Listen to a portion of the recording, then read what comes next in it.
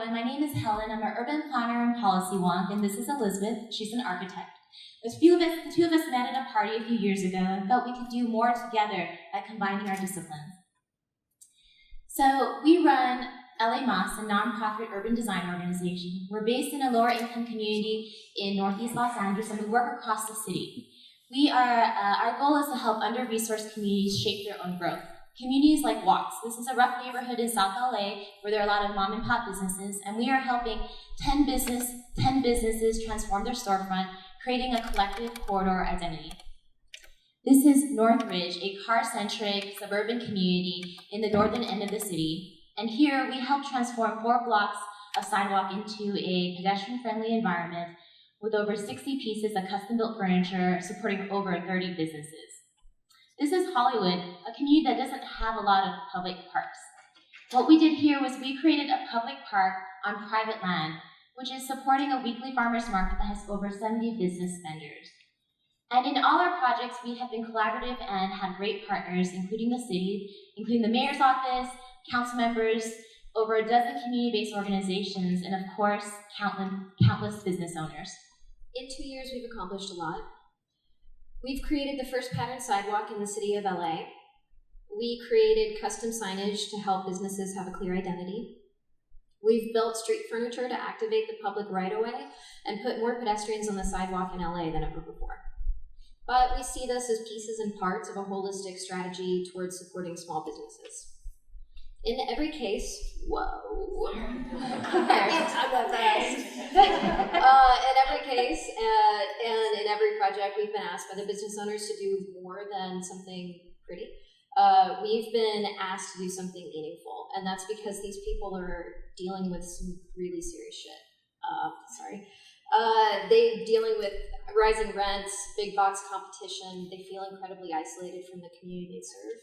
This isn't happening just in LA. This is a challenge facing small business owners throughout the country. And our solution is simple. We want to do something more than pretty. We want to do something impactful. And for us, what that means is offering storefront makeovers and street furniture and pedestrian improvements hand in hand with small business operational support. We worked with over 50 businesses across the city, and time again, these business owners are telling us they need more than a new sign or a fresh coat of paint. They also need help with a business plan, help with permits, connection with their community. And we're doing it now. This is Jose. He runs a small Mexican restaurant in East LA. And when we first met Jose, he was having a challenge attracting customers on his street because there was high traffic and few pedestrians. Today, Jose has a new storefront, a new menu, and for the first time ever, a marketing strategy. He's telling us that customers are staying longer, talking to him, introducing themselves, and he finally feels connected to the community he serves. And we're piloting this strategy in 4 different communities with over 20 businesses, and next year we'll be working with the mayor's office to pilot this holistic approach citywide. And our dream is that cities across the country will have a similar approach so that small business owners have more support. When we met 2 years ago, we had a shared desire to do something more than our professions allowed. And today, I'm here as definitely more than an architect. And I do more than a planner, and I do more than create plans that sit on a shelf. And for us, revitalization is more than a buzzword. It's a hands-on approach. Combining our disciplines and working together, we are helping lower-income communities shape their own growth. Thank you. Thank you.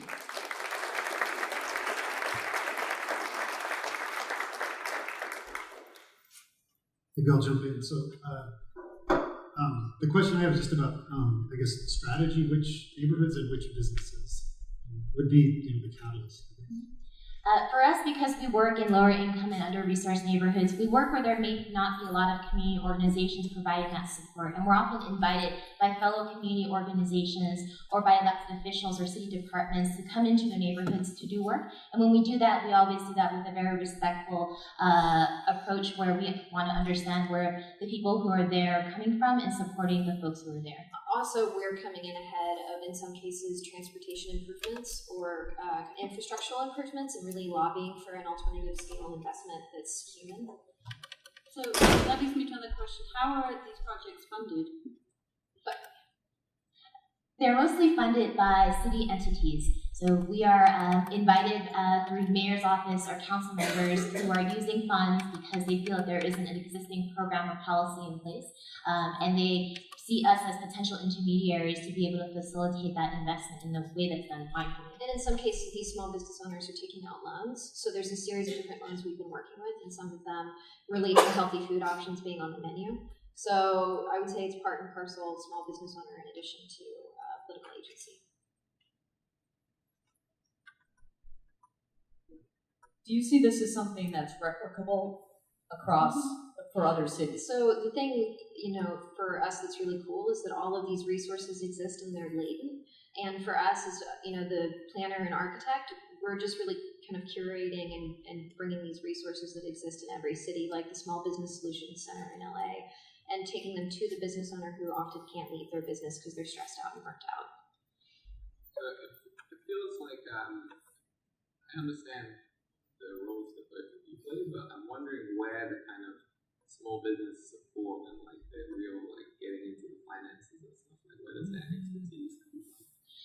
Within our team, we also are able to provide the support in terms of supporting the business owners and understanding what their market is, helping them with their permits, and to the extent that they are interested in taking out a loan or interested in figuring out their finances, we're able to bring in existing resources. And those resources, as Elizabeth mentioned, actually exist within the city, but these small business owners are often at their stores and they don't have the ability to know where to go, nor do they have the time. So we kind of bring that resource to them. At their time, at their business. For the city of LA, that's just unheard of. Do you have any statistics on the actual impact on the businesses themselves? Well, we can tell you that they're staying longer. In the Watts project, where we were able to only do storefronts, we were watching those businesses turn over as we were painting them. And so now we're seeing, one of the businesses was actually able to go to a more stable neighborhood and have a brick and mortar store. So we're seeing these things where, we've only been doing it for 2 years, so it's kind of hard to track metrics. But we're seeing that turnover not happening, and if someone leaves, they choose to leave to be able to expand their business.